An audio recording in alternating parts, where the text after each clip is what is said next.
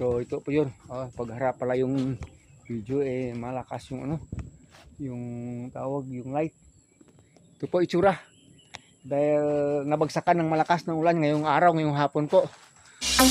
Pero bago po natin pag-usapan yan, kung bago ka pa lang sa channel ko, paki-like naman po, comment, share, and subscribe. At huwag kalimutang i-hit ang ating button bell para ma-notify po kayo sa ating mga bagong upload. Tapos lang po bumagsak yung malakas na ulan, 5 PM in the afternoon, 5:10. So check natin yung ating mga lakatan dun sa kabila, mga ka-agri.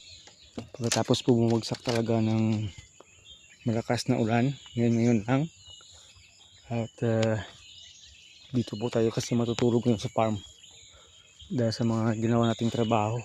Ito yung pinakahuli nating tinamnan, kaso nga yan lang mga tira ng kambing. Pero as of yesterday, ginawa na po natin yung lahat na hindi na basta-basta makakapasok yung mga kambing dito.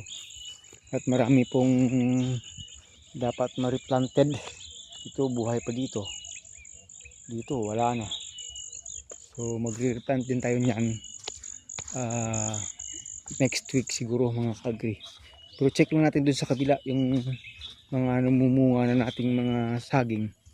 Dahil po katatapos lang talaga ng malakas na ulan, maputik pa po. Hindi masyadong matagal pero nakakadilig po talaga, mga ka-agri, kasi nga dumalo yung tubig sa mga area na talagang na yung lupa.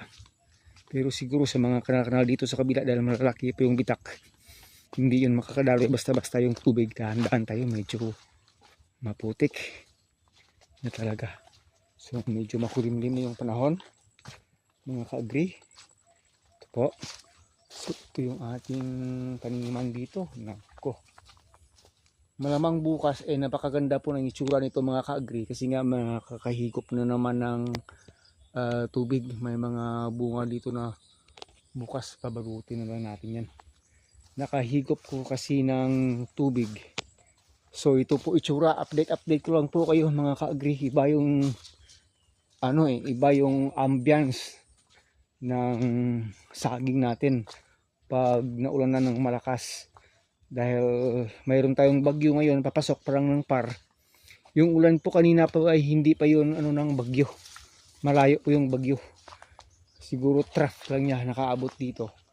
Di kaya ay localized thunderstorm lang. Yun, pwede yun. So ito yung mga may bunga dito. Siguro yung iba dito ay lulusog pa kasi nakakahigo pa. Bunga po nito ng summertime Ngayon po ay 29th ng May, bukas 30th. Malapit na mag-start yung June. So yun po, mga ka-agri. 29 pa lang ngayon. At patapos na rin po talaga yung May.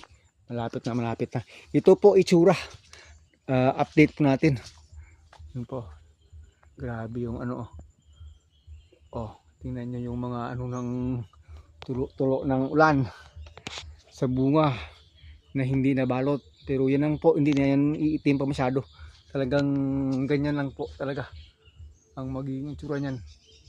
At yung mga bagong labas na bunga ay numpisa na natin magbaging noong 4 days ago, mga ka-agri. So yan, libot ko lang kayo dito. Tour ko lang kayo dito. May mga dahon na namang dapat kunin, old leaves. Next week talagang kukunin na rin yan, kasi pag palagi na rin ulan, malamang magi-start na naman yung pumasok yung mga fungus. Dahil hindi po fungus yung pumasok ngayon, kundi yung leaf rust. Kaya po tama po ng leaf rust yan, hindi po yan fungus. Maliliit masyado na mga insekto yan na humigop sa ilalim ng dahon ng saging. Lumalabas yan during summer. Pag rainy season wala. Pinabiyaan ko na, hindi na ako nag-spray ng wood vinegar, kasi pag panay na rin yung ulan, makukuha na rin yan. Yung next yung lalabas na mga dahon yan, malinis na rin yan. Wala na rin magiging leaf rust. So yan, tawag sayang nga lang, kasi yan yung tama ng summertime. Buti na lang ngayon nakaulan na, mga ka-agri. At yung ating mga napier grass ay nakakabawi na. Kasi nga po, kulang na yung ating Napier gas eh. Kasi habol na natin, lampas na natin sa pagkukumpay para sa mga kambing.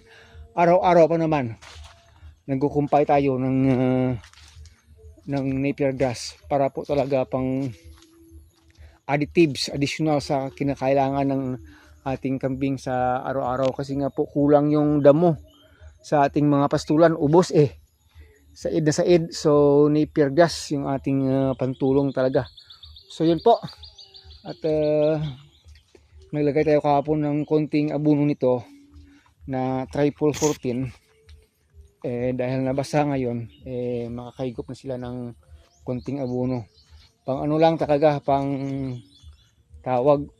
dagdag para sa paglaki at pagbusog ng mga bunga. Triple 14 kasi po may putas na yan. Pero kung makikita nyo sa kabila, grabe pa yung mga damo. Naglagay lang tayo ng ng konting abono sa puno na lang talaga. Hindi na nakapagdamo kasi hinabol natin sa sa ulan. Pero yung mga bitak laki pa rin ang mga bitak bitak pa rin. Pero currently po maputik ang lupa sa taas. Pero bagkos ganito na po nangyari, alam po natin talaga na tawag na hindi pa rin totally heavily saturated ang lupa sa ilalim. Kasi malakas man yung ulan, malakas man yung dating ng ulan mga ka-agri, pero dilig lang, hindi siya matagal. Passive 30 minutes. Kung makakapag 1 hour sana na talagang bagsak na malakas, siguro maganda. Pero gayon pa man mga ka-agri, maligaya na tayo kasi ang bilis lang naka-recover. Tingnan nyo yung dahon ng ating saging, green na green kagad dito. Maliban na lang sa area natin na mahina yung absorption. Pero dito po hindi po ito masyadong na makita nyo lang po, ulan lang kasi kailangan tubig lang kasi kulang talaga So yan yung itsura pag nakapaghigop ng tubig. Punta tayo dito sa lalim, kasi dito sa lalim ay next area dito na magkakabunga na rin siguro after 2 months. Yan po, ganda pa rin yung itsura mga ka-agri, kahit na ito lang yung natin, ito lang yung nagawa natin. Talagang lang, ulan lang talaga kasi kulang mataba yung lupa dito talaga. So ito yung area na dati na yung mga unang puno na nagbunga nito, super laki. So ito ay lumaki na rin yung puno, pero hindi na po kasing laki kasi po summertime magbubunga man po yan dito. Hindi na tayo naghahanap ng masyadong malaki, kasi nga naging ganito na lang kataas yung puno nito, kalaki nito. Tira parang ito ng summer. Kung may tubig sana ito, hindi lang po ganito sana ang itsura nito Malamang ngayon siguro maraming nagbubunga dito, kaso lang summer na uudlot yung paglabas ng mga bunga nila. So hindi na tayo makakapaghanap ng masyadong malaking bunga nito dito mga ka-agri. Pinapakita lang natin sa inyo, ito po itsura niya pag makaulan lang talaga. Harap nating video na kasama tayo para hindi po kayo tawag, baka sabihin nyo parang fake. So ito po yun, pagharap pala yung video malakas yung yung tawag, yung light.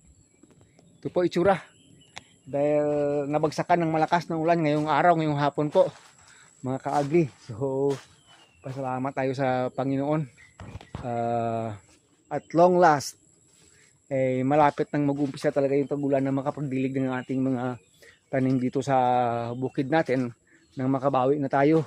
Kahit po na summer may nagsilabasan kasi mga bunga dyan sa taas.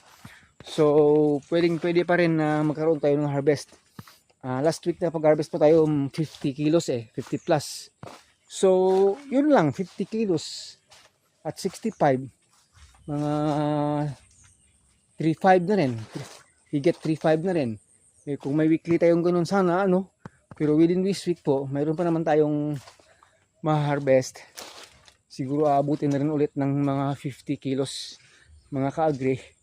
Di makapagbili na tayo ng ating ulam at mga mga pangangailangan sa pamilya.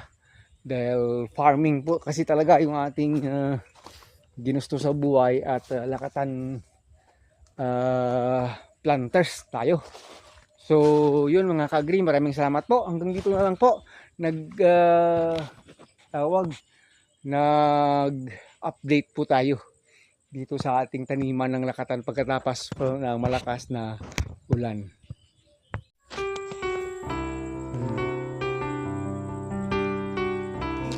Puso nabasa puso.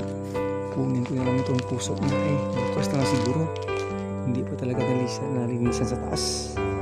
Mga pagay. So this time uwi na tayo doon sa Kamalig kasi medyo makulimlim na, maghahakot pa tayo ng mga kahoy doon. Ulingin pa natin sa mga darating na mga araw, mga kaagri. So yun, God bless us all. Maraming salamat sa ulan, Lord. At least tingnan natin ang ating